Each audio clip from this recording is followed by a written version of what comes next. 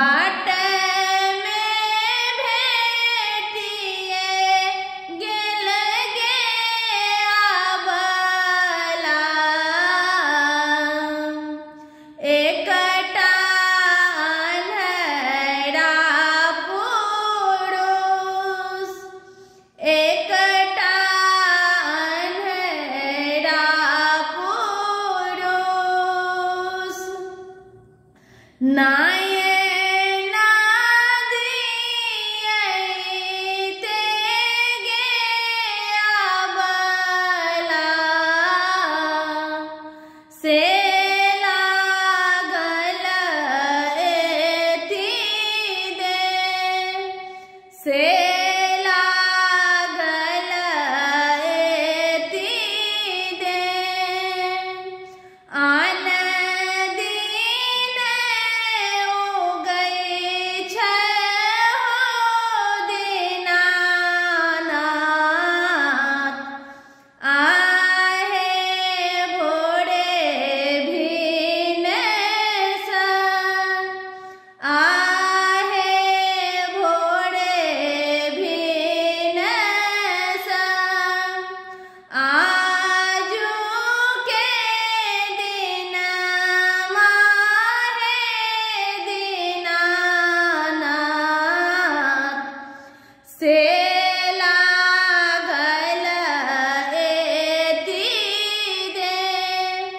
से लागल एते दे बाट में भेटिए गेल गे आबला एकटा बाझनिया एकटा बाझनिया बालक दियैते गे आबला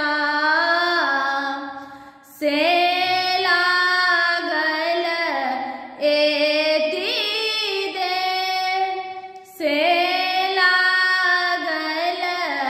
एति दे बाट में भेटिए गेल गे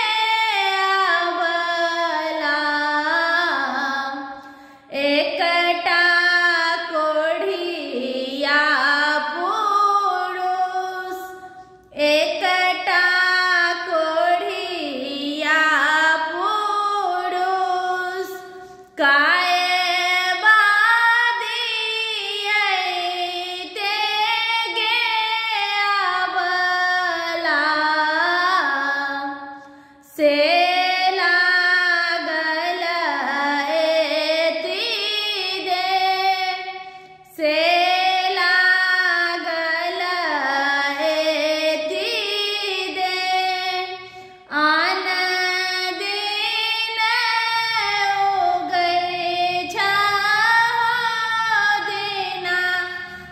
दीनानाथ आहे भोरे भिनसँ आहे भोरे भिनसँ आजुके दिन माहे दीनानाथ से लागल एति दे से लागल एति दे। धन्यवाद। किछु गलती भेलै तऽ ओहिके लेल क्षमा चाहै छी अहाँ सबसँ।